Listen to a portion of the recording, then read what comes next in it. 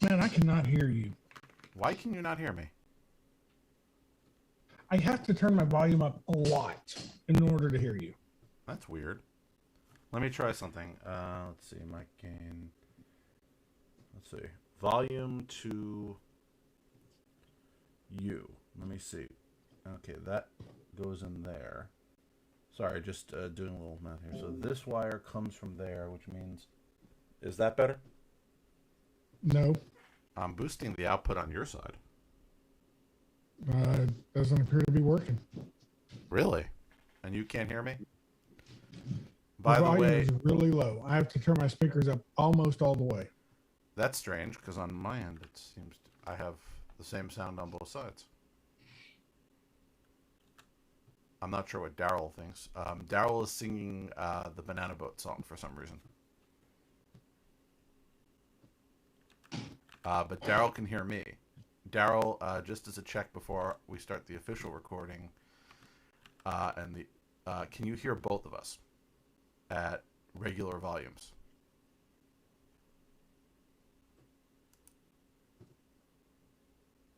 It'll take a moment. You know, there's the delay.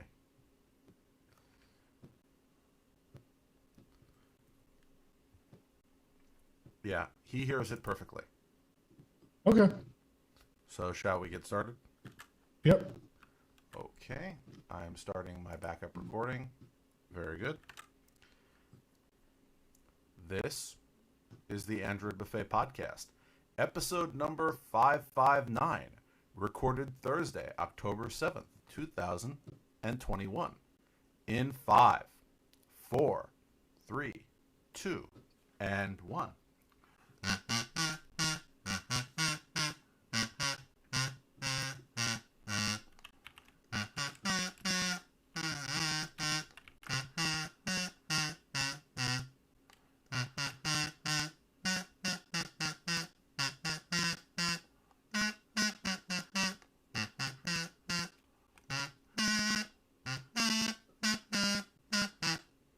Dum-dum-dum. Welcome to another exciting episode of the Android Buffet Podcast. Woohoo! So how are you this week, Jerry? I'm really frustrated right now. Why are you frustrated? Because my mouse keeps hesitating. Do you have one of those mouse jigglers that I hear so much about? One of those who? Those things that jiggle mice. No. You've heard of those, though. No. They're mouse jigglers. They keep your mouse jiggling so that your screen doesn't lock. Oh, nope. It seems Not like a thing. It seems like an interesting choice of device, but That's one way to achieve an effect. I'm sure there's a purpose to it. But so, other than your mouse jiggling, is everything going all right? Yes. I started my full-on in-depth journey into Home Assistant since we last talked. Well, I know because I got this weird support message from you. It can be weird. Well, no, weird because I don't often hear from you very much in the middle of the week, and I heard from you. So just hearing from you for a longer conversation outside of the show is somewhat rare. Well, not that I mind you're the expert, man. I'm new at this. Yeah. So from what I recall, you were having some problems with a Z-Wave switch. Yeah. How'd that work out? I eventually let it just... Okay, so Wednesday, a new version of... Yesterday, a new version of Home Assistant came out. It's saying as it's the first Wednesday of the month. And one of the things that this version released was that Z-Wave, the Z-Wave JS integration, now supports S2, which basically means secured connections to your Z-Wave devices. Well, no, better secured connections because it did support S0 before. Okay. Well, apparently, so I tried to get my Z-Wave devices to be secured and was having none of it. Sometimes it would kind of work on the first switch. I never got it to work on any of the other switches. Well, I abandoned Z-Wave for switches a while ago. I still have some Z-Wave stuff, but I had problems with Z-Wave. I had problems with Zigbee. I rarely had problems with Wi-Fi, but again, there's only so many Wi-Fi devices you can have around. So I have a mix, and the one Z-Wave switch I had installed just died, and I did not replace it. So I still have some other Z-Wave stuff, but nothing wired in at the moment. Well, I originally got some cheap Z-Wave switches, and I got super frustrated with it because I could not adjust how long between me pressing the button and a reaction. And it was like a second between pushing the button and a reaction, and another 3 seconds until the lights came on fully because they ramped up. It's a dimmer switch. So I got some Inovellis, and the Inovellis let you adjust every parameter. And I'm quite happy with them. Those are the ones with the customizable LEDs that you can flash. Yeah, I haven't done anything with the LEDs yet. Well, future expansion is always a good thing. But they're nice switches. They were easy to install. I mean, they were pretty much unscrew the old one and screw in the new one. Well, your house was built in what year? 2018. Yeah, so that makes sense. Right. I have neutral wires. No, I have neutral wires. It's just, I think you've heard me sort of mention this before. The building that I live in the apartment, one was wired in a, let's just say, way that indicates that the builder did not hire the most competent electricians. And two, all the boxes, because then they didn't have to worry about some of the stuff we have now. The boxes are all shallow. So it's a struggle sometimes to actually fit a deep smart switch into one of these boxes.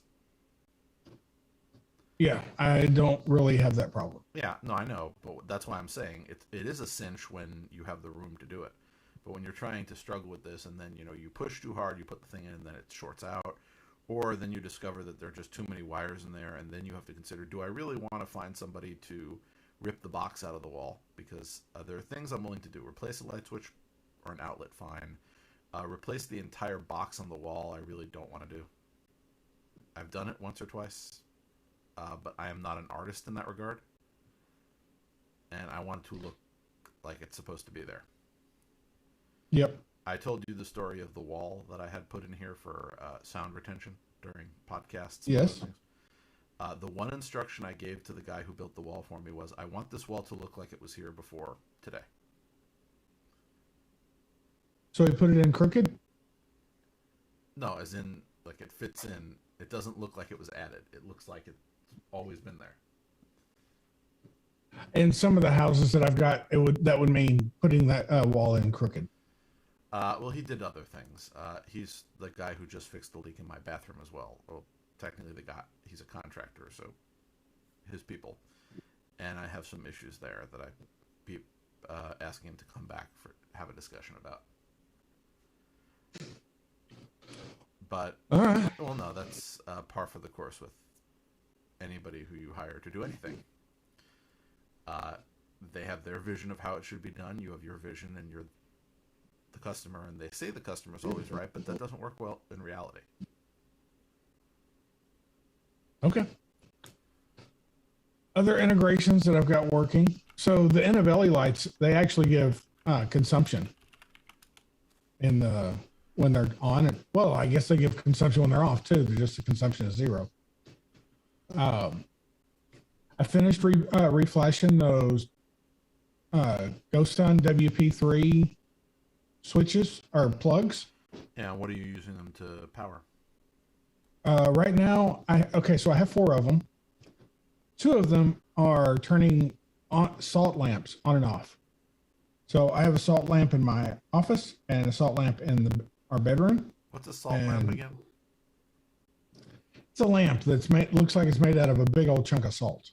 It is made out of a big old chunk of salt. Oh, I've never seen one of these. I'll have to look into it. Apparently, they're good for ionizing the air, and I don't know. My wife says turn it on every now and then. I turn it on every now and then. Now I don't have to remember. Now you may recall that I had some GoSun smart outlets. Yeah.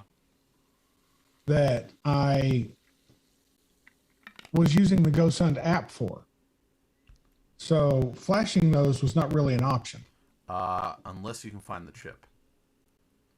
Right, and I didn't want to bust these things open. I didn't even want to get them out of the wall again. Yeah, and you know my continual saga of 3D printed flashing jig, holding wires on with my bare hands. You've heard me talk about that. Yep, didn't want to go through that. Well, So I don't do that after I've put it in the wall. If I can't get it working before it goes in the wall, it's not going in the wall. Ah. Well, I ended up installing the Tuya app, resetting the switches, and then adding them to the Tuya app. And then I signed up for a developer account at Tuya Smart. And doing that let me integrate those switches using the Tuya V2 integration. Although that wasn't my first stop. My first stop was one of the things that got released yesterday also was a native Tuya integration. Yeah, I saw that, but since I don't want to deal with third-party servers because it creates latency, I've never tried. Right. Well, the native Tuya integration did not give me power consumption on those plugs. So I thought I did something wrong. So I tried the V2 version. And the V2 version does give me consumption. And it's sometimes there's a delay. My next step will be the Tuya local integration. Yeah, which should help a bit with the latency. I've just, again, being a purist, I've actually decided to get rid of the one cloud integration that I had to compromise on recently. Mm-hmm. It actually, so I mentioned that I am back in my apartment, which for the last, let's just say the pandemic period, I've been sort of sporadically in, as you've heard me sort of, I'm not going to say complain about, but comment on the fact that I miss being at home. Yeah. So the one thing that I had hooked up otherwise were these USB smart switches that Sonoff made. And what they did was they allowed me to turn off cameras. So I have several Wyze cams inside, but I don't want cameras inside to be powered on when I'm in here. But I don't trust Wyze, even though they have a disabled thing, to handle that. So I'm essentially handling it by cutting the power to them. So I'm using these smart USB switches, but they're somewhat unreliable. And again, I don't really like things that rely on third-party servers. And the Sonoff stuff is powered by the Ulink servers, even though they have a US-based server. That's a Chinese company. Not that I distrust Chinese companies inherently, but I don't trust them in the long term. Namely, when you pay $4 for a device, you cannot trust that they're going to keep their server up indefinitely. That's true. So what I did was I went to another Chinese company.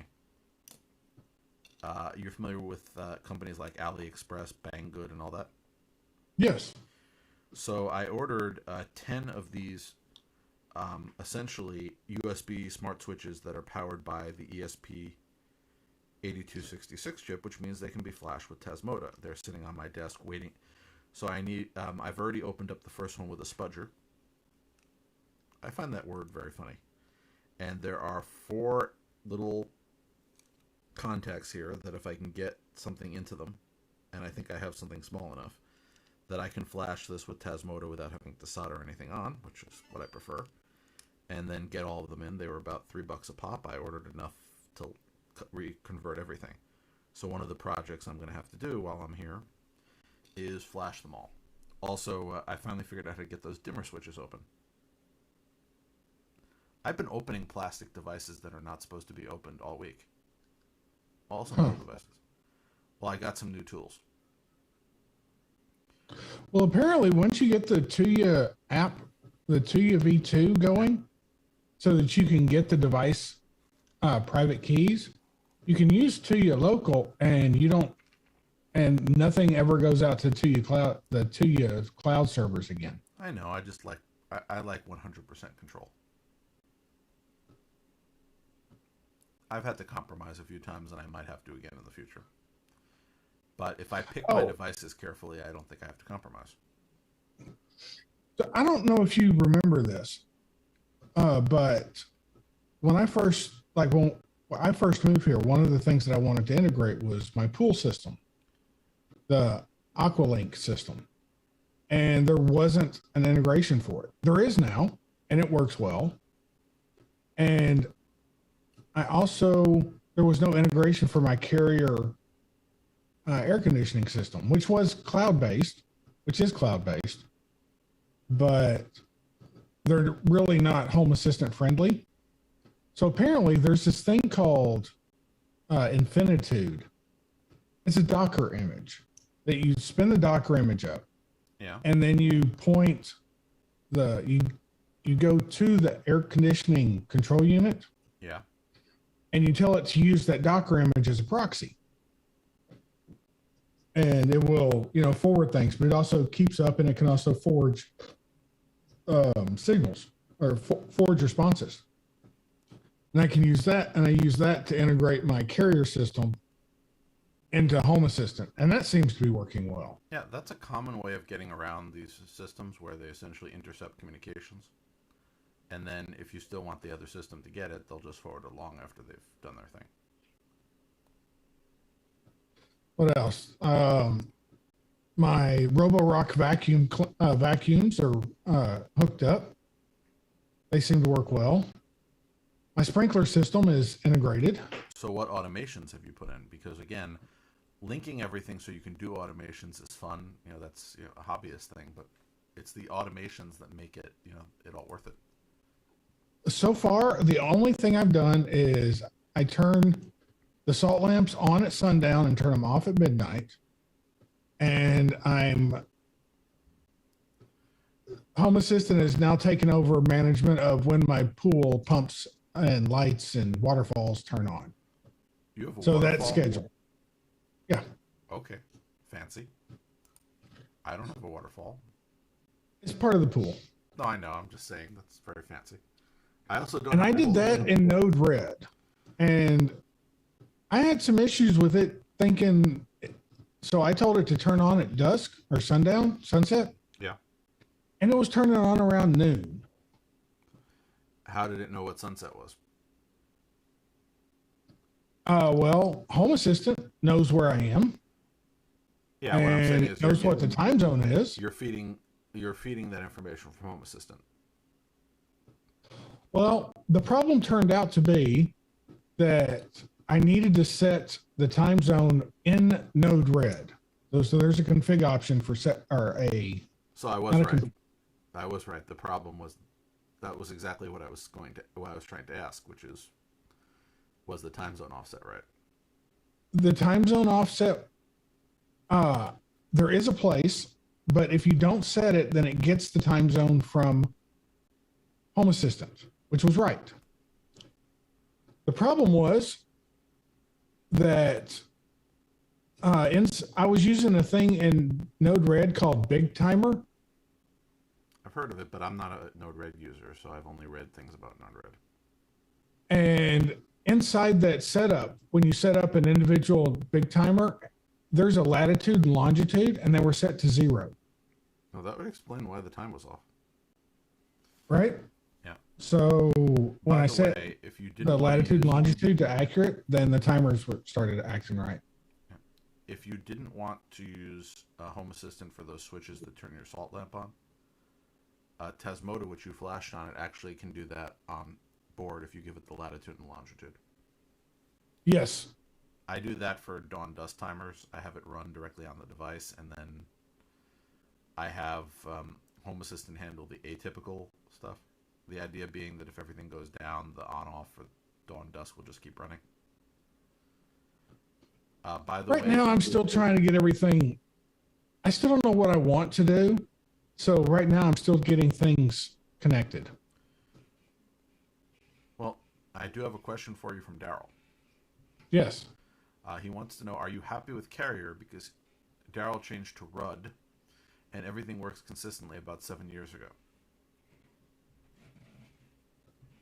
You changed to what? RUUD. I assume that's Rudd. Admittedly, I assume it's an alternative HVAC system, but HVAC systems are not my area of expertise. I mean, the temperature in the house is comfortable, and I'm not about to pay to replace the HVAC system because that's Yeah, that's going to be a $25,000 proposition, and I'd rather not.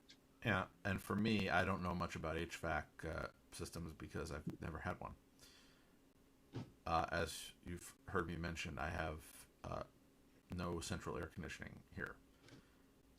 Weird. Well, I have sleeve air conditioning, which is very common in this type of building, and then I do have central heat, but that's done through hydronics, and that's fairly common. Now, I was hanging around in my family's house upstate, as you know, and there they have central air, which was built in a weird, atypical way, which been trying to get somebody to fix that for years. And the heat is actually line voltage, which makes home automation of line voltage heating really hard. There are not Really? well. The problem is each room has its own thermostat hooked into a line voltage electric baseboard, and there are a few problems. One, electric baseboards tend to dry out the air even more than other heating things, which means some problems. But the biggest thing is there aren't that many line voltage smart thermostats. And even if you want to, every room has its own thermostat, which means you'd need one smart thermostat per room, and that can get a bit pricey. So what I did there is the central air only has one zone that covers the whole building. That has a Z-Wave thermostat that is remotely controlled by Home Assistant. So otherwise it's set by the unit itself, where you just set the temperature, and any programs are just slave to Home Assistant.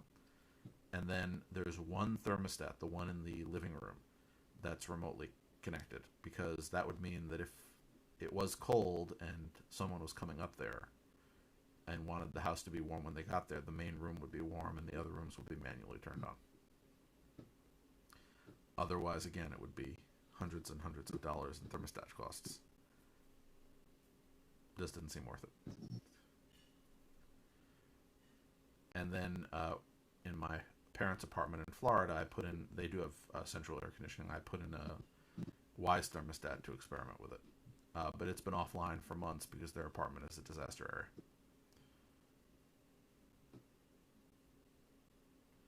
But that's a whole other story, which I think I've mentioned a little. But here, because even though I haven't been here and everything was working when I left, when I came back, several things were broken. So I have a retrofit downlight, which is I put a Zigbee Sylvania downlight into one of the old recessed lights in the ceiling here that I had put in probably 10 years ago. Yeah. And there are two of them in the room near the window, and one of them is working, and the other one, every time I turn it off, it turns itself on an hour later. And I've been trying to figure out why for 2 days now, and I can't. So I've decided I got the Sylvania downlights when Lowe's was clearing them out, and maybe I shouldn't continue to maintain a product that the entire product line has been discontinued by the manufacturer. So I decided to swap them out for. I have never bought a Philips Hue product before, so I decided to try. They're supposed to be top of the line Zigbee devices. So I decided, since I only have two downlights in my apartment, I decided to swap them out for Philips. So that's a little more expensive than what I originally paid, but I bought everything on clearance. So hopefully that'll solve the problem, and if it doesn't, then I'm not spending any more money to solve it. I'll just go with a dumb light and then see about wiring in a smart switch, the reason I'm using the individuals is I often since there's a left and a right and there's my television, I often have the one over my television turn off when I'm watching something that's dark. And I don't want to turn off the one in the back. And then, of course, as I said, I'm dismantling dozens of little switches to reflash and redo. I have the dimmer switch in my kitchen will not dim. Well, actually, it will dim. It will not dim at the switch. I can only dim it by controlling it in Home Assistant. So there's something wrong with the button configuration. So, Goodness. oh no, a lot of little things. The generic thermostat that I'm using to run my air conditioner in this room isn't working because I upgraded the temperature sensor and it doesn't know the name of the current sensor, so it's not controlling it. So I have to go look up the name of that sensor, but I wanted to upgrade that sensor further with so I have to find where I have it in this room and move it to a different location. So a lot of, again, little tweaks that I have to do, and I'm hoping to be here long enough to actually do them. So I'm going to be here for the next few weeks at minimum. Then if my parents' apartment in Florida is no longer a disaster area, I promised them I would come and help them clean it up. At least for a week.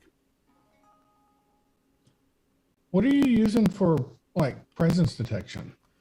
A variety of things. So first of all, I have door sensors. So all the exterior doors are wired up. So if you enter the building, it knows that the door is opened. Now, in addition to that tracking, I have, of course, every phone that routinely comes into the building is transmitting its presence to Home Assistant directly. So essentially, I've made sure that my phone is transmitting it among others. So in addition to that, I have a device scanning for Bluetooth. And of course, I'm hooked into, since I have a Unify wireless access point system, I can actually get devices that connect to the Wi-Fi. And are you using that presence detection for any automations? Yes and no. That's what turns on and off the cameras. That's the only real one that I'm doing right now. I did have this sort of experiment where I wanted to, when I walked in the door, there's a Google Smart Display in my kitchen, which is where the entrance to my apartment is. Yeah. And I wanted it to say, like, welcome home.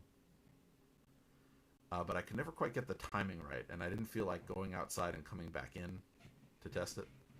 So the problem is, because it detects my presence like further from my actual door than I am, I need to, when it detects that I'm home, wait until, set a trigger that will wait until I actually open the door to my apartment so I can actually hear the welcome home message. So it's not that I couldn't do that, it's just I never really invested enough time to get it working. Or just make it say welcome home louder so you can hear it from outside. That would be, where I park my car and the door just not that close to each other. So that wouldn't necessarily work. But I have a few other tweaks I need to do, and then I have some automations to fix. I'm getting notification fatigue. I configured more sensors to alert me when something happens, but I think I set the settings a bit too low. So I'm getting notifications when a variety of things happen. And Daryl does have another thought on this, that we're getting too complicated. Do we really need this? Because he's currently looking for a 1970s car for the floaty ride and cheap to repair. And convenience is tiring. But it's a hobby.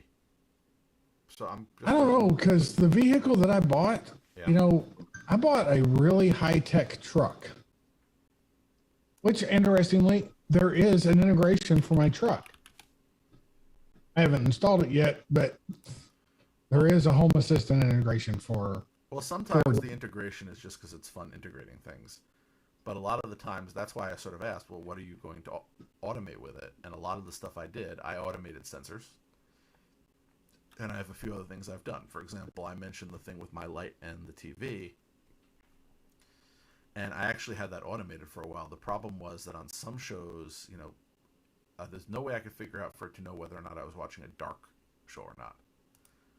So I had that problem, but I had it at one point that it would dim the light above the TV whenever the TV was on,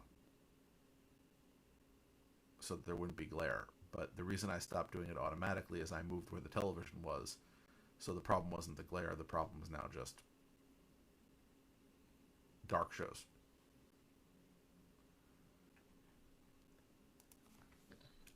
I don't know. My wife's been out of town, so we're gonna see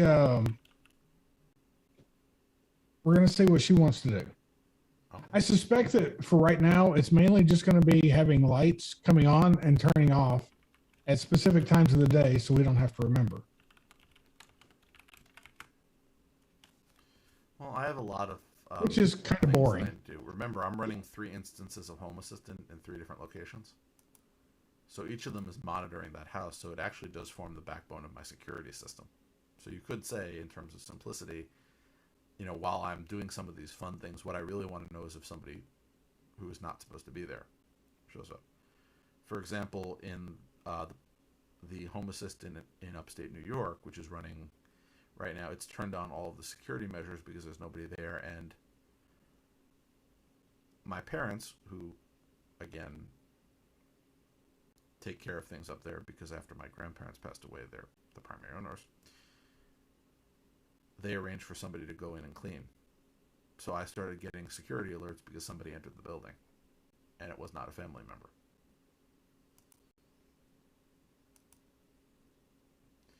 So I was getting alerts frequently, including when they apparently must have been cleaning the bathroom because they set off the water leak sensors.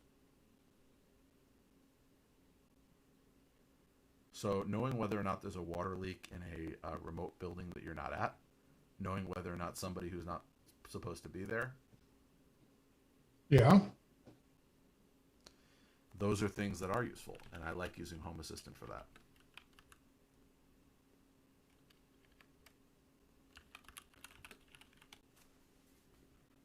So that's my thing.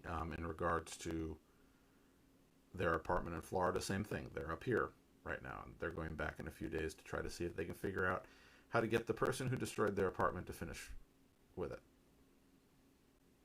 To finish destroying it? No, to actually fix it. Ah, well, destruction is much easier than. Well, here's the thing. He destroyed it in the spring very quickly, and he was supposed to be done in July, and he's not doing that much. It is now October, and he keeps saying, no, it won't be done, or that it'll be done this week, then it'll be next week. And they've been up here, and they're of the opinion if they went and sort of were there, he might be more likely to show up. So they cannot actually be in their apartment. So they are going to stay elsewhere for a few days and actually try to deal with this. But I was going to go with them if the apartment was ready and help them put all their stuff away, except, again, there's nowhere for me. So I'm staying here, which is nice because I have plenty to do here. Anyway, me and my family stuff aside, I like having all of this automation and all of these sensors. Sensors are fun.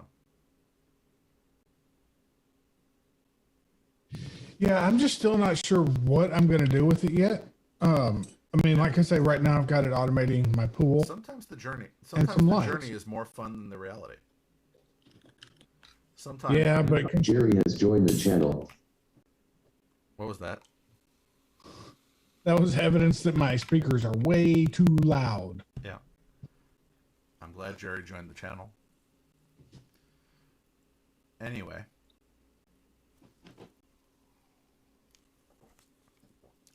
Anyway, Yes. We have a few things to talk about in regards to some news. news. I like news. So, first of all, Android 12 is now live in AOSP. Does that mean we're going to get it sometime soon? Well, this is sort of different because usually when the code drops, it's very close to launching. But I think that because of the way that they're doing it this time, I think there'll be more of a gap. Probably within the next few weeks is my guess.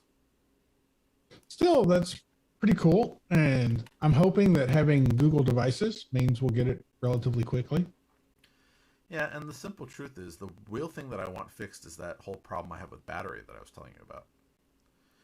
That it seems to even when it's in airplane mode, it just seems to be draining, and I'm not sure why. I assume it's a malfunctioning app. I blame the Home Assistant companion. All I'm going to say is that Google, in the last few versions, has made it increasingly harder to find out which app is misbehaving. True enough. So I don't know. I'd get rid of whatever app it was and find an alternative or disable it. But now the only way to do it is to essentially disable things and try to figure out which one it is. Except before, I used to be able to, do things like wake lock detection and all this stuff to figure it out. Now, you can't really effectively do that, which is a shame. Yeah. If you don't like your Pixel 5 anymore, you can get yourself a Pixel 6. It's going to launch on October 19th. I don't think I want a 6. I haven't want a 6? I haven't paid for the 5 yet. Admittedly, I think the 5's really, really attractive, but the 6 with that band across the back is just, I don't know, man. To be honest, I didn't get when I got the 5, I was still paying off the last few bits of the 3. But I think I'm sort of like every other edition person. Right. So probably if I got the 5, the next one I might consider is the 7. Unless something breaks again, which spurred me, because if my 3 was still working, I might have waited for the 6. It's sort of hard to tell.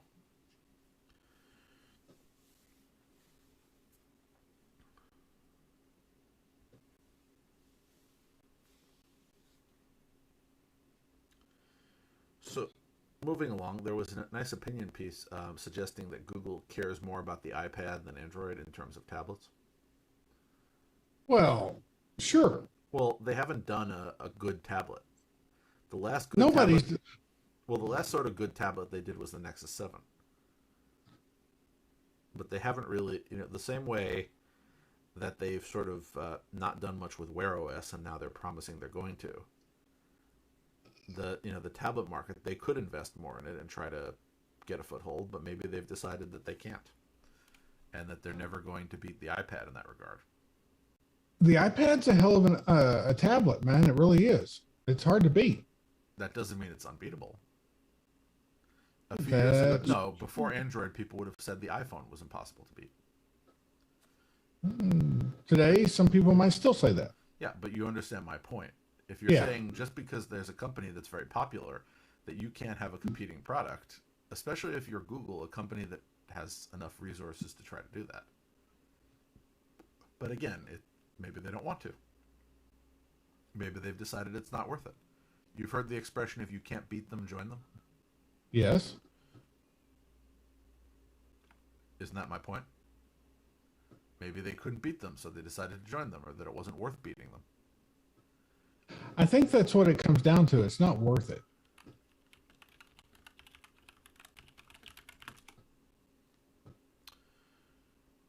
So let's see what else.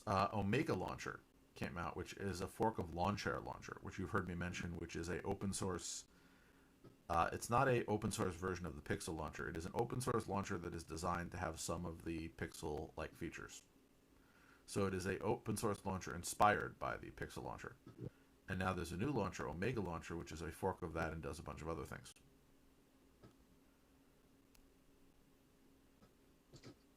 Okay. And this next feature is something I've wanted for a while. Google Photos has added the ability to edit the date and time of uploaded photos and videos on the Android app. Wow. Well, cool. The reason that I actually want this is back in 2013 and 2014, I scanned hundreds of pictures using a third-party service. So all the pictures, the date that's being used, because unlike a cell phone photo, it isn't automatically stamped with when it was taken, was the date it was scanned. Right. So I have all these photos that say they were taken in 2014 that were actually taken in the, let's say, the period between, let's say, 1900 and 2000. Well, actually, probably more like 99, give or take, is probably when I started doing my first digital. But how are you going to put dates on them? Well, I'll give you a few examples. First of all, I can probably narrow down the year. I might not be able to get the exact day and time, but I should be able to narrow down to the year. Number two, some things are pictures of events, and I know what day it was. For example, I'll give you one. I have pictures of my father's graduation. I know what date that was. I have it written down. Ah. Another thought appears if you have the actual photo itself, Yeah. oftentimes on the back it is Yeah. the developer will stamp the back with the date it was developed. Yeah, which I could use. It's probably close enough because usually you would have the photos developed if you're using real film within a few days of completing the roll. A few weeks tops. Yeah, so I can get the month. If I can get the month and the year, that would be helpful because, as you know, since I've mentioned it many times, I have all Google Smart Displays primarily to use as digital photo frames. And now that they show the date the photo was taken, it really annoys me that they're all showing 2014 for these black and white photos from the past. Well, at least now you can change it. That's cool. But the idea is if I change it, I can find the photo and sort of do it then. Otherwise, I could just sit at my computer and try to change it. Or for the ones that were taken prior to my birth, sit down my parents and ask them to identify what year they think the photo was taken. Which I've done a few times. My mother's really good at that. I have a horrible memory for dates, but she has a wonderful one. So, and I'd sort of like to do that just, for the historical completeness of it. I spent all this time scanning these things. I sort of like to put them in some sort of context. Absolutely. Yeah. But we'll see. So that's one of those things where, again, it's a simple thing, being able to edit it. And I don't know if anybody at Google, is thinking of my use case. Possibly because they put it in. But I'm not sure because, again, Google Photos seems more focused on post-digital photography than pre-digital photography. But you never know. So moving along, if you are a user of Firefox, they are adding to their Android app password autofill support. So they want to be a password manager for the entire phone, not just the browser. Really? Well, Google's doing and I'm still having trouble getting LastPass to integrate with Firefox Mobile. That may be intentional on one side or the other. Not specifically LastPass, but I think Firefox's focus on privacy does sort of make it hard for autofill within it. I think it's doable, though. But I think there are a bunch of other things going on. But both Firefox and if you look down on the list here, Google's adding a shortcut to their password manager. Both of them are taking their Chrome and Firefox browser password managers and making them system-wide password managers. So I'm glad. The problem is that's going to make it harder for startups. Well, isn't that always the way when the OS integrates something that used to be independent? Yeah, but I don't trust. Well, I don't trust the operating system. It's especially for something like passwords. Well, there are things other than LastPass that are relatively popular. There are, 1Password, there's Bitwarden. A lot of people were really unhappy with LastPass during their when they changed their pricing model. Right. So there are alternatives, and again, alternatives don't necessarily mean that one particular product is bad. It just means there may be something that's better suited for you. And right, but if there's a default, something that is automatically available, people will use it. The same way that's how Internet Explorer, despite being a less than stellar product, in my opinion, got so much market share. Dude, quick anecdote, semi-related. I found a website that doesn't work on Chrome, doesn't work on Firefox, only works in Microsoft Edge. That's strange. There are some classic sites that only work in Explorer, but only working in Edge. It's Vanguard. Vanguard's site only works in Edge. That's weird. Isn't it though? Yeah. It boggles my mind. Yeah. And Daryl is commenting that he bought a Samsung. He bought the 21 instead of the Pixel because he felt it was more cutting edge, but he can't figure out how to turn off the Samsung password manager so that he can get back to the Google Password Manager. Sounds evil to me. Well, again, that's we've gone from the OS manufacturer to the hardware manufacturer trying to do your passwords. And every so often, and I out in addition to LastPass, I actually do keep KeePass, which is self-hosted. So KeePass has an Android app. It has a browser thing that you can self-host. It has there's a Nextcloud plugin. There is an app for pretty much every operating system, and it stores the passwords in a heavily encrypted file. So I do keep that for various things. There's Heavily encrypted, you say? Proportional to how much you wish to encrypt it. It has different encryption options, but it's the same idea. It's encrypted based on a master password. So that is what I use for some things, because in the event that I lose access to LastPass, I need someplace to have critical information. I don't care if I have to go reset my password for non-critical sites, but there are a few that I just keep in a file, encrypted, stored somewhere. Along those lines, Yeah. I've been given some thought to how massively screwed I would be Yeah. if Google ever considers me persona non grata. Didn't I say that about, not screwed, but didn't I say that was why I was afraid of ticking off the people at Amazon? When I was talking about my fights with them, that they could really negatively impact me financially if they decided to cut me off. Google's pretty much the same way. If I lose my email address, I lose access to damn near everything. Well, see, this is the difference between me and you. While Google is hosting my mail, the address is at my domain. So if they did cut me off, I might lose a little, but I would be able to point the mail server somewhere else within however long it takes to propagate. I've been using my email address for the past 20 years. Yeah, and it's a Gmail address. Yeah. That's the thing. So I decided that I would use Google to host my email, and they were offering a good deal at the time, free. And they still haven't started charging me. So if they did, I'd have to think about what I was going to do. But for now, again, I'm technically a paying customer. So hopefully it's not, I hopefully would have, if they decided to terminate the relationship, as I said, I'd hopefully have enough time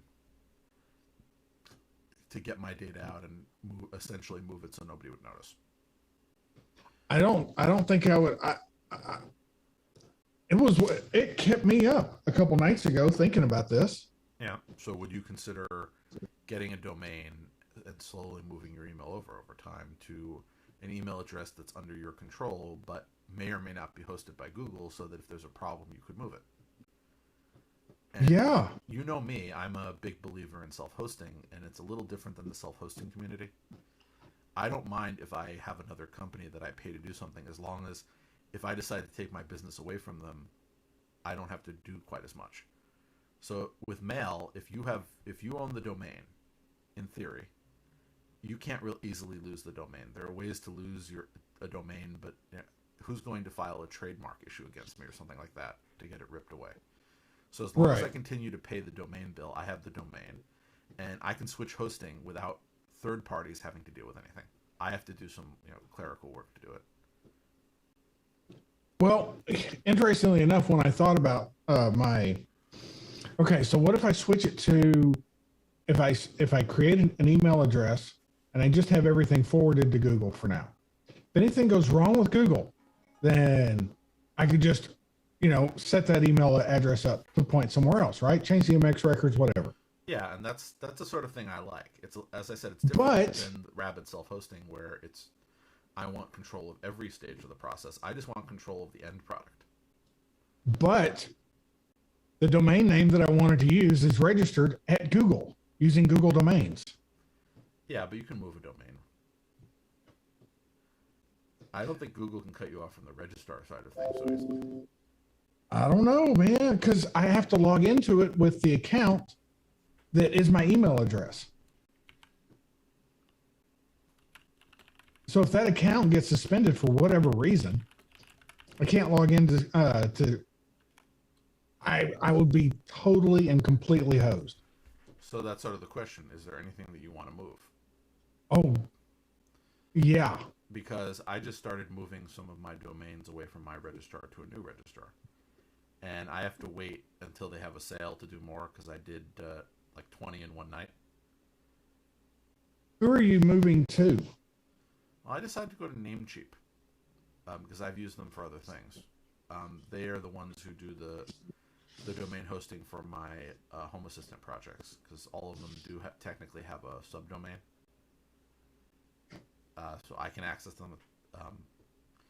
Namecheap does dynamic DNS. I'm a big fan of Hover, but Hover doesn't provide DNS services, whereas Google does. When you pay for it, then you automatically get domain services.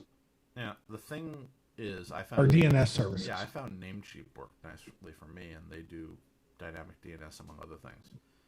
As for Hover, I've never used it, but please do give Hover money because I own Two Cows stock, and I believe that Hover is owned by Two Cows. I love that they're not cheap. You know, they charge retail prices, but they don't. You know, one of the issues I had with GoDaddy was every time you tried to do anything, they're trying to, upsell you 47 different things. Hover doesn't do that. Hover just says, well, this is the domain you want. Here's the price. Well, I had to leave the provider that I was with. Well, I have to leave because I'm still partially there. A few years ago, a friend of someone arranged to set me up with a reseller account. I thought it might be an interesting idea to be a domain reseller, but I never did anything with it. And the person who set it up got out of that and wants me out of his account. So I have a sub account of his account. So I need a primary. And since I decided that I wasn't going to go into the domain reselling business, I just moving to somewhere where I can save some money. And Namecheap has never given me a problem with anything I've hosted there, and well, not hosted, excuse me, that anything I've registered there. Cool. So I can recommend them as somebody who's, again, not problematic and has sales regularly. In fact, I believe they're having a sale coming up. So should I give them a free plug for their upcoming sale? If anybody wants a domain. They are, in honor of their 21st birthday as a company, they're offering 21% off renewals and transfer domains or new.com for 21% off.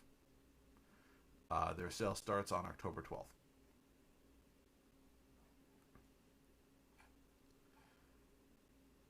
Cool. You said that they provide DNS services as part of hosting the domain, not hosting the domain, but registering the domain. Yeah. So I have the DNS hosted there, and I go in and change the DNS records directly on their GUI. And they support dynamic DNS. So, for example, I have a subdomain that's updated by my router that's hosted by them. They also cool. I will check them out. Yeah. And then, of course, as soon as I do that, they're going to be bought by Google. I don't think so. By the way, if you are unhappy with Gmail, Daryl mentioned that he is moving his emails from Gmail to Proton Mail, and I've heard a lot about Proton Mail. But you know who I really like? Zoho Mail. Yeah, I know people who use them. The only problem with Zoho Mail is I tend to have more than one email address, and you can't have more than one Zoho account open at once.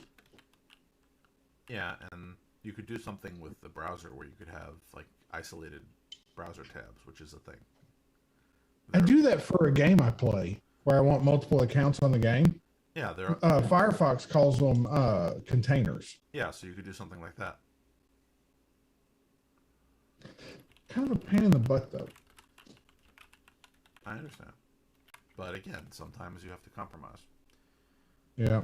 A few other things, since we have a few more interesting stories. YouTube has improved moving from watching on mobile to watching on desktop seamlessly. Really? They say they have. I have Move not from seen. do you move from your phone to your desktop and back with YouTube? Yes. Because I never watch YouTube on my desktop. I usually go to the Roku for that or some other Oh, device. So well, I sit here at my desk all day, so yeah, but I sit at my desk, but my television isn't that far away. So as you may recall, I have a one bedroom. So what ends up happening is that my living room is next to my office. When I say next to, it's so that I could essentially touch what I will call my living room, since it's all part of one larger room, just divided. So I can see my television from my desk. I move it into position for that purpose. Anyway, interesting. yeah. So you were talking about it earlier, but Home Assistant 2021.10 was released. It was, and it has all sorts of cool stuff in it. Although this is my first release, and it was not a pain in the. It was not a pain at all. Well, I have not. It hasn't been a pain for me yet because I haven't done the upgrade. I often save that for when I have some time, and I plan on having time over the weekend because it's a 3-day weekend here in the United States. By the I way, did notice that the breaking changes list yeah. is like kind of long. Oh, Is it always no. about that long? No, but you have to understand usually the change log is pretty long. The breaking changes list is pretty short most of the time. So this particular release, let's see, what do we have in breaking changes? I'm pulling it up on the screen. So let's see, breaking changes. They did something with templates. I think material design is one that ended up being a big breaking change because they updated all the icons. Right. So it's possible if you were using a specific icon that it might break, but that's because that's an upstream problem because they upgraded the entire icon set, which happens. Yeah, but breaking an icon is that's not going to break. That's not going to stop your lights from turning on. Yeah, they also templates now have stricter returns for certain functions. If you're using the Echo ecosystem, they remove the support for legacy fan speeds, which they've been doing in all providers, because they changed the fan speeds a few versions ago. In the Discovery API, they essentially are removing it. So this is the endpoint discovery info because they're planning on removing that at the end of the year for whatever reason. So they migrated the DLNA digital media rendering integration to configuration via the UI instead of YAML. And they do that for a lot of integrations because they're moving everything out of YAML into the new storage file, which I believe it's not new anymore. It's actually been there for a while, but they've been doing that thing by thing that you can no longer do certain configurations in YAML. You have to do them in the interface. So that includes things like modem caller ID. So this is a breaking change because your YAML configuration will be imported on upgrade into the release and then will be removed afterwards. So this is technically a breaking change, but it doesn't actually break anything. This was one of those things that I called and asked you about. Yeah. When I was like, dude, I've got a lot of stuff set up, but my configuration file is empty. Yeah. What the heck? But over time, fewer things are going in there. Now, my guess is at the end, it'll be that the YAML files will be for things like complex automations, but you won't see any of the configuration stuff in there. They'll all be configured in the UI and stored in storage. Well, I now have stuff in my config file, which is how I noticed that it was empty. Yeah, and I have stuff in there, mostly custom stuff, but eventually some of that stuff will end up in the UI. That's what always happens. Well, not always, for the last few years. And it's gotten very interesting. Because again, I don't always want to go and do a YAML file and reboot the server in order to get something new. So I'm fine with that. As long as I can tweak the same things, I'm fine with where I actually do it. In other exciting news, if you are interested in smart home development, the Smart Home Developer Summit is being hosted by Google on October 21st. And you can register online. Ooh. I'm sure you're going, Jerry.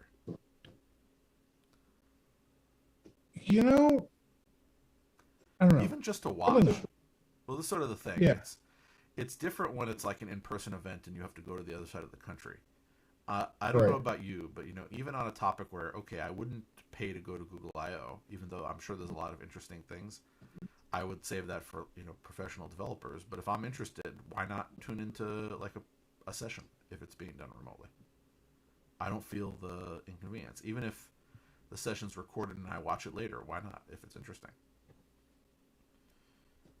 Yep. Now, according to Yep. Google, the most popular search term on Bing is Google. That is one of their defenses in their current litigation. They are saying that it is not that they are abusing their market dominance, that they are a product that everybody knows about. And even on their competitors, people are looking for them. And again, I'm not sure I fully agree with that they do not use their market dominance to continue to dominate. But again, that is what businesses do. So, but are they also at the same time right that they have put out a product that's extremely compelling and that is why people use it? Well, yeah, they have. Yeah, but again, I think people are right to ask the question of whether or not companies are taking advantage of the fact they've become so large to prevent other companies from conducting business. However, whether the remedy for that should be aggressive government action, I would say I don't necessarily think so. Well, we know what I think. Yes, I know, but notice I didn't say no government action. I said aggressive government action. Two different things. So that's Are they though? No, that's where we differ.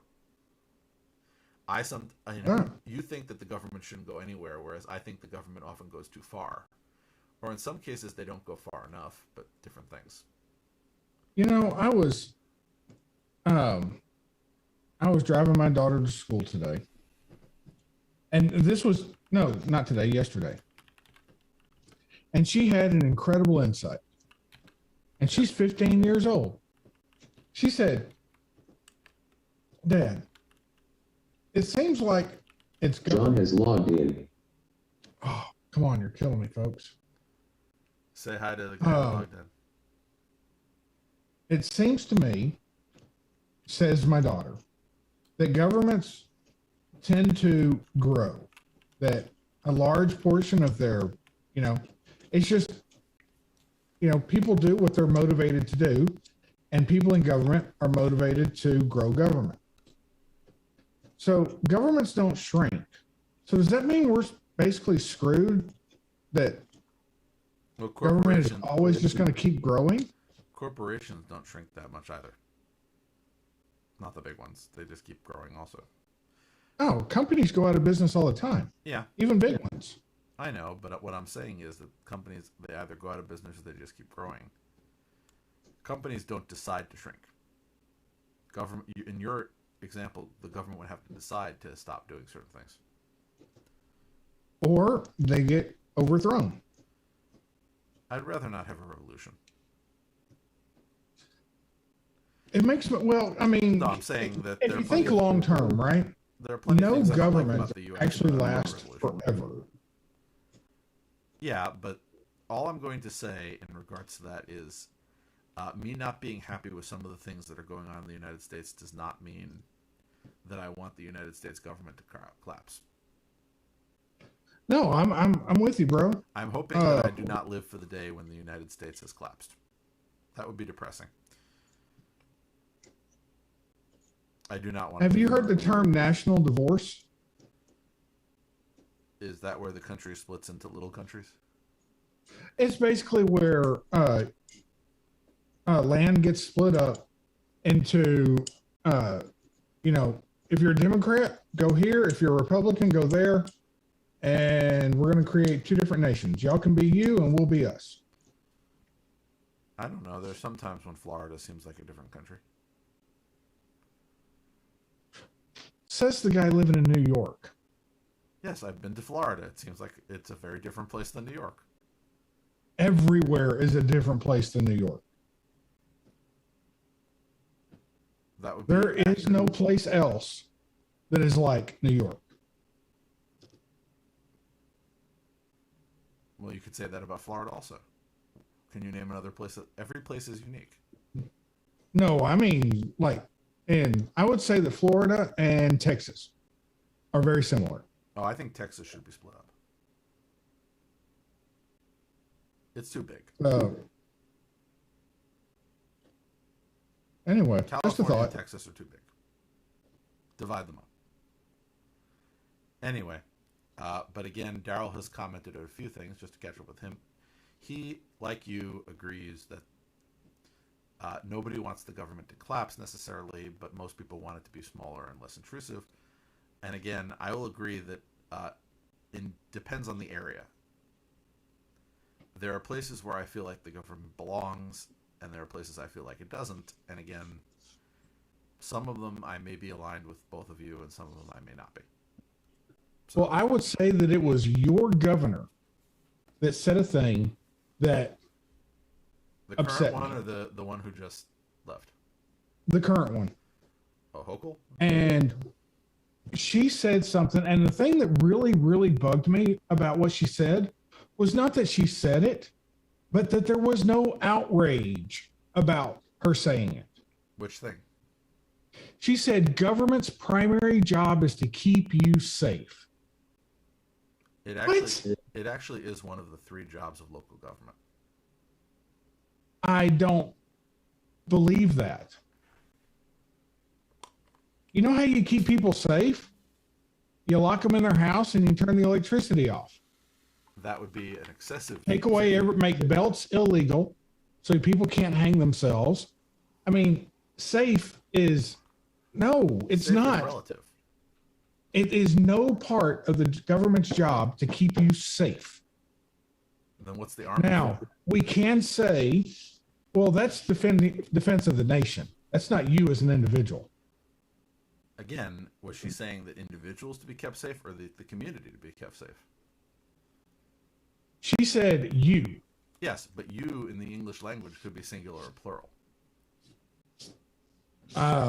It's very imprecise. In other languages, you have 2 different words.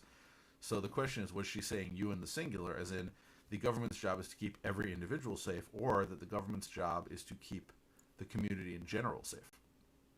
The context was keep the individuals safe.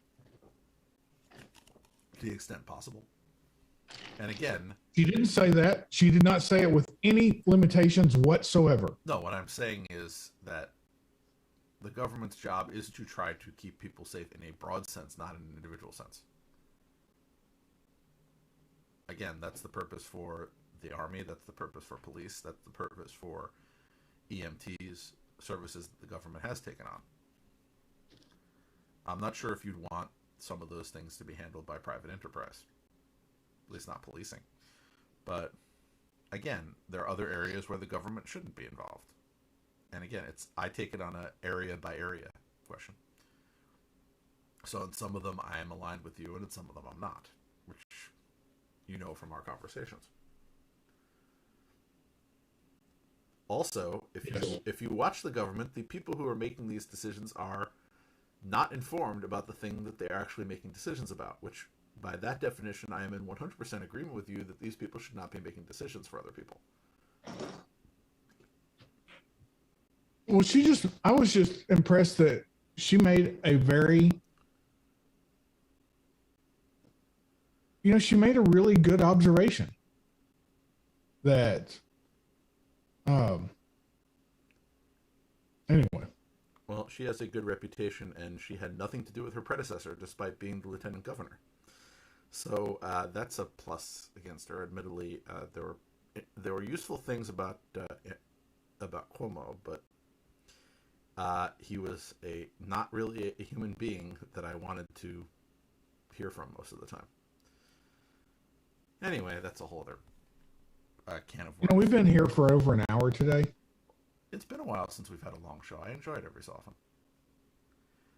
But the thing is, in terms of government being prepared to solve problems, there are capable people in government, but there are also a lot of incapable people who do not know what they're doing. Look at what was that thing that happened this week with somebody asking the person being called upon from Facebook if Facebook was going to stop Finsta.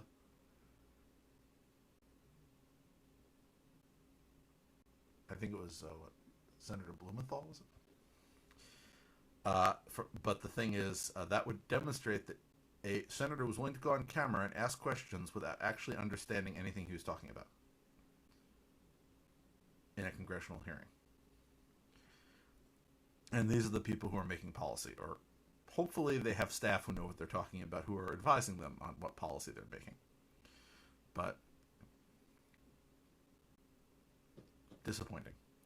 Anyway, moving along, USB-C cables will be showing how fast they can charge with new power ratings, which could be more confusing. However, I would like it if my cable told me whether or not it would work for the purpose that I have bought it for. So I am in favor of the cable telling me what it is rated to do. At least in theory. And does this mean that it has to show a rating? So it has to be tested by some... Well, no. In order by who's going to do the testing? How much are they going to charge for it? Is it going to be illegal to sell a cable that hasn't been tested? Well, again, if it has... Is this going to increase the cost of cables? Well, I would assume that if it doesn't have this rating, then it hasn't been tested, which means you're on your own, along with the same way that you are now, with some of those USB-C cables you would get online that would burn out your devices.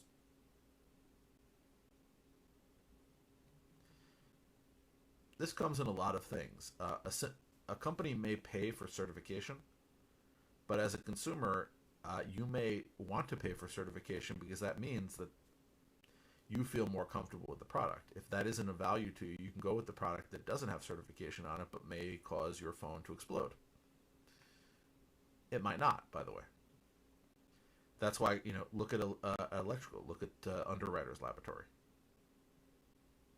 Look at organizations. UL certification is required. But what I'm saying is that's you paying an organization to certify things.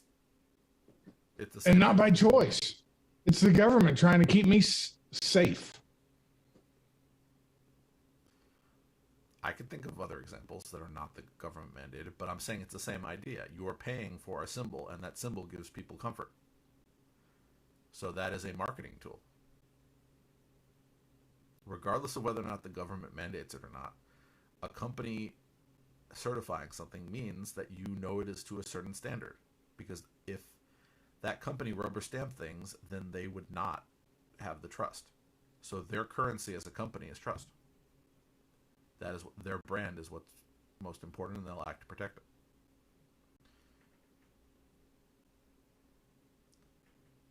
By the way, you could consider certification to be self-regulation.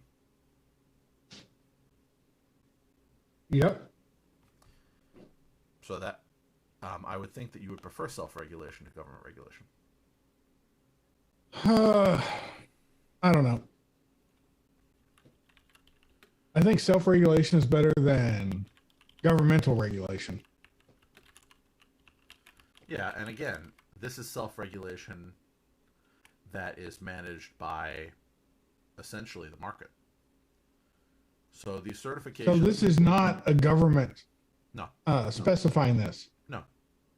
This like is the USB... the European Union saying everybody's got to use USB-C to charge. No, this is the Standards Organization for USB cables, saying that if you want to say that that you meet this standard, it has to meet the standard, and we're not going to let you put our symbol on it saying that it meets the standard unless it actually does.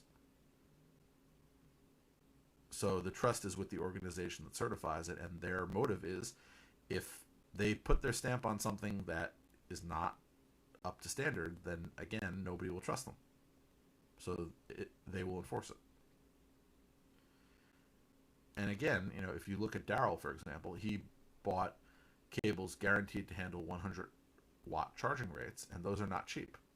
But again, if you use a cheap cable, then it will either not work or it will burn out. And it could cause problems with the devices it's connected to. So I do buy cheap cables, but when I buy cheap cables, they are good cheap cables. They are ones that have a good reputation. I don't just buy the cheapest thing I can find. So there's budget versus cheap in that regard. So I'm in favor of certification, and I grew up on it. You've heard me talk about religious things. I'm not sure. Have I ever talked to you about kosher certification? No. So kosher food, be it a kosher restaurant or food that's deemed kosher, it is deemed kosher not because it is, as there are some people who think, blessed by a rabbi, but because it is certified by a kosher certification organization. So what does that mean? It means that somebody from that organization went there and checked that everything was being done in accordance with the various religious rules associated with that. So if I do not see certain symbols on food, then I know that I can't trust that food. And you've probably seen them dozens of times without paying attention because it's not something you would particularly be concerned about. Yep. I see USDA certifications. So when you get a chance, go to food, and the most common kosher symbol would be a U in a circle. So Okay. a U in a circle is the symbol of the Orthodox Union, which is one of the biggest certifying organizations for kosher food. And you would see that on a variety of products. And again, that organization, if a company that was making food did not have that, then they could be doing things exactly the same way, but how would you trust them? So that symbol means trust, and the organization protects their brand.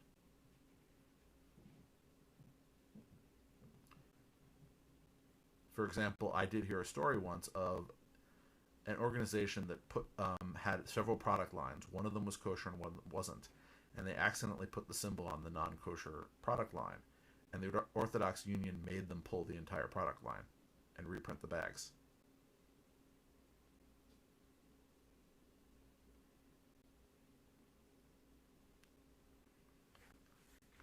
But again, it's back to that's trust.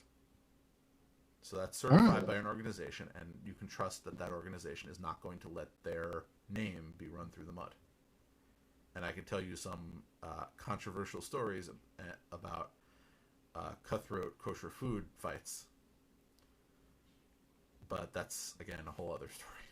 But it's the same thing as USB cables. It's the trust of the organization, and those organizations will protect that trust. Because otherwise, their symbol is worth nothing, and they're out of business. But again, they can't command the money that they get for certifying things. And certification isn't free, no matter if it's food certification in this example or it's USB-C certification. You do pay these organizations part of the cost of doing business so that people trust that your product will work the way that you say it will, and will not cause your house to catch fire or cause your device to explode. Anyway, moving along, Google's DNS service was apparently slowed amidst some sort of massive Facebook outage. By the way, there was a Facebook outage. I'm not sure if you noticed. I was told about it. I didn't actually notice. WhatsApp. WhatsApp, yes.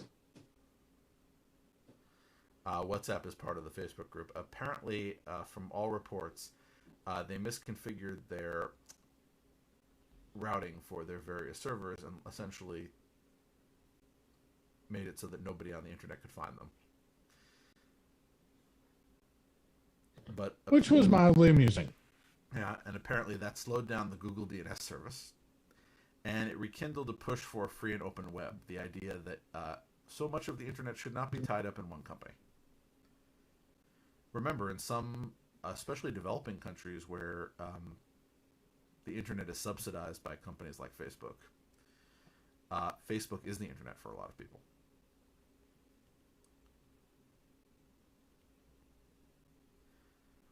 I didn't even know that was a thing, but okay, cool.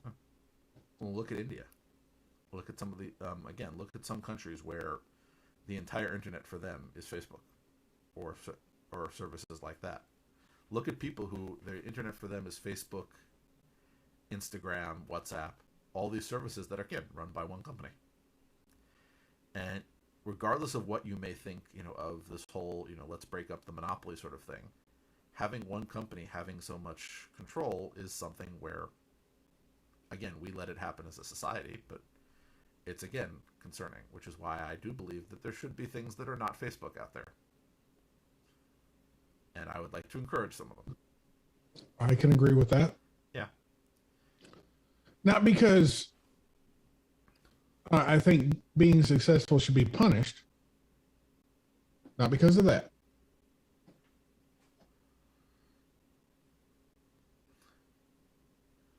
So, well, again, I'm not in favor of punishment either. Admittedly, I would like it if somebody called Facebook out on a bunch of things, but we'll see. The other question being, if you were a WhatsApp user or a Facebook Messenger user, did you try another messaging app? Because apparently Telegram got like 5 million signups. That's funny. Yeah. Do you use Telegram, Jerry? I do not. Signal? We actually reverted to SMS. I have that too. I only use WhatsApp for family. So I have their phone numbers, so I just send them text messages. I'm equal opportunity. I will just have an account on every service and just link them together so that I don't know what service people are coming into me on. So that's my free and open thing. I don't have, wherever somebody is, I'll talk to them there as long as I don't have to figure out. Once I've set up the integration, I don't have to figure it out. That's why I use things like Pigeon. So Pigeon has everything, and it just pops up whatever service I'm connected to, and I just don't have to care. Which is fine with me. If you are a user of Gmail, the contacts are coming to the Gmail sidebar.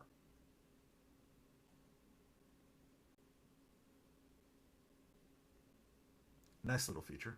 Not earth-shattering, but I find it helpful. Sure. Just another thing that needs to be loaded when you load up Gmail. That's the problem, that they're putting all these things in. But as I said, I can sort of see the motivation for having your contact list inside your email. I'm not so sure you need your chat inside the email. Or Meet. But I see contacts. I completely 100% agree. Yeah. Yep. So let's see what else we have here. Oh, yes. The new YubiKey key allows you to... YubiKo key. Why did I say YubiKey key? YubiKo key allows you to use your fingerprint. So it has a built-in fingerprint scanner. That's neat. Yeah. I have a YubiKo around here somewhere, but being lazy, I don't use it enough. I've been doing a lot of two-factor, but I hate pulling out a device and trying to push it into my computer every time I want to do something. So I should, but I haven't. Speaking of two-factor... Cool. Yeah, speaking of two-factor, Google is going to auto-enroll 150 million users in their two-step auth. That's not two-factor. It's called two-step because that's the one where your phone displays a message as opposed to it being something independent. So that's sort of the push notification type two-factor. My employer started doing that. So now I have to have an app on my phone for my employer that pushes messages to my phone asking if I've logged into my work computer. So I asked them, well, what if I didn't have a personal phone? How was I supposed to get into this thing? They didn't really have a good answer for that. Fortunately, I do have a personal phone, but... Huh.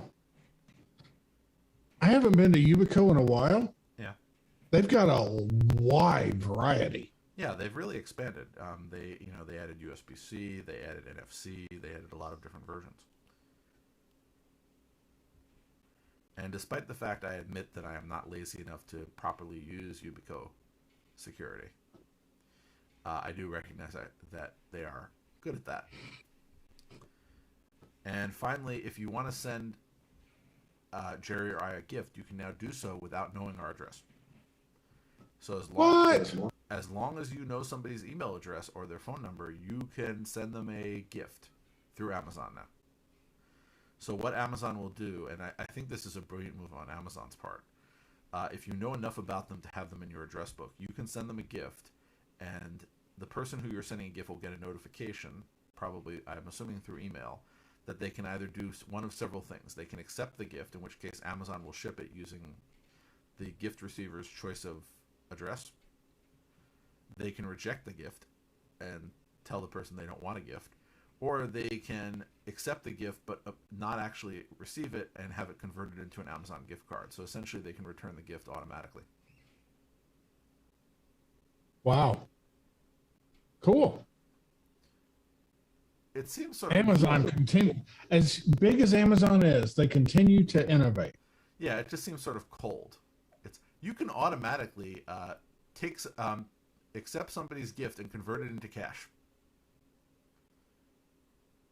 As long as on the other hand, as long as I don't know you converted it into cash, I'm not offended that you didn't like my gift. Yep. I don't know. I find gift giving hard to begin with. Finding the right thing for people.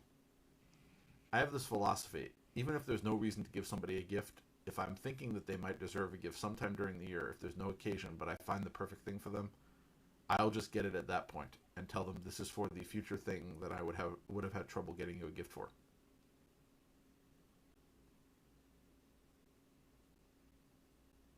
So I just strike when the iron is hot, so to speak. Cool. Yeah, a few other things, just to wrap up with some Daryl commentary. First of all, Daryl's comment is that he is not Jewish, but if it's kosher, he knows that it's now gross. That's not necessarily true. Again, like everything, there are plenty of gross products that are both kosher and not kosher. For example, Jerry, do you like Oreos? I don't particularly. Yes. People like Oreos. Who doesn't like Oreos? Yes, but Oreos are kosher. They've been kosher since the 90s. Before that, Hydrox was the only sandwich cookie brand that was kosher. That was when I was growing up. But the thing is that a lot of products are certified kosher. Now, that may mean that there are certain ingredients that are removed and replaced. But most of the time, there's no real difference except for the fact that somebody's standing at the factory and making sure that they made it in coordination with certain religious conditions. I don't even know what are the kosher rules. I can give you a few examples that are the most obvious one would be no mixing of meat and dairy. So you can't have milk in a product that contains meat.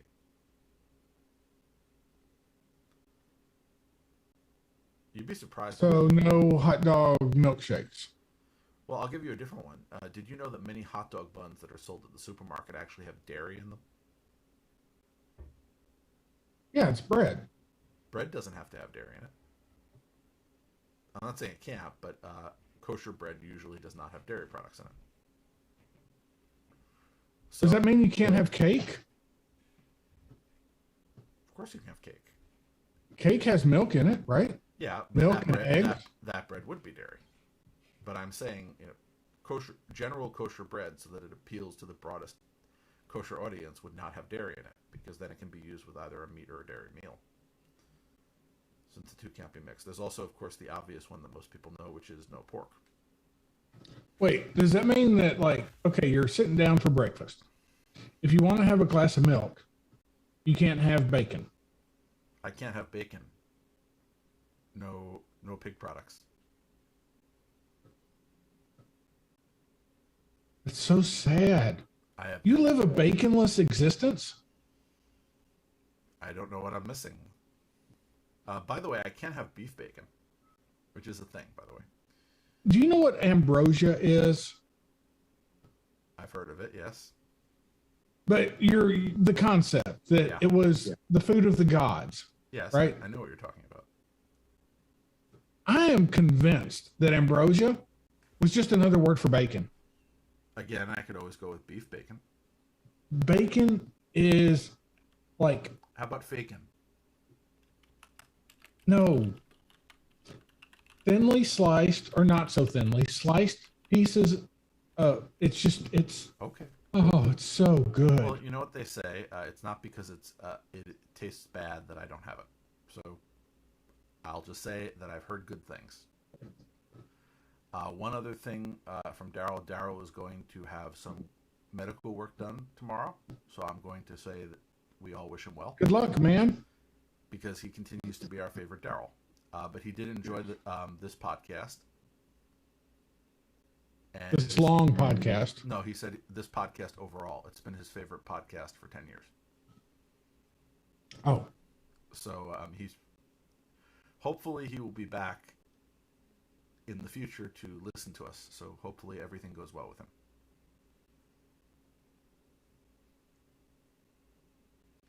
So I wish him well in his recovery from whatever he's Prayers and wishes and rainbows, man.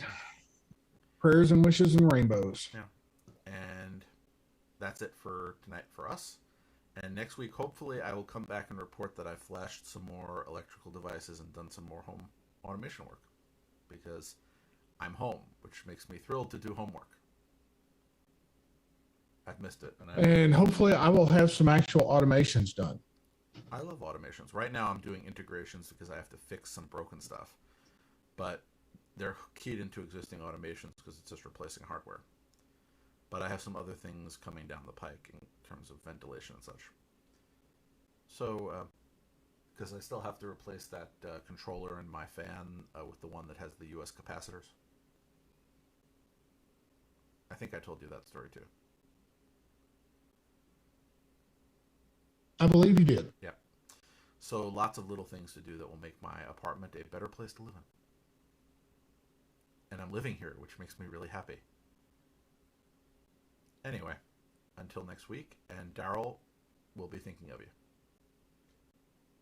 Yes, we will.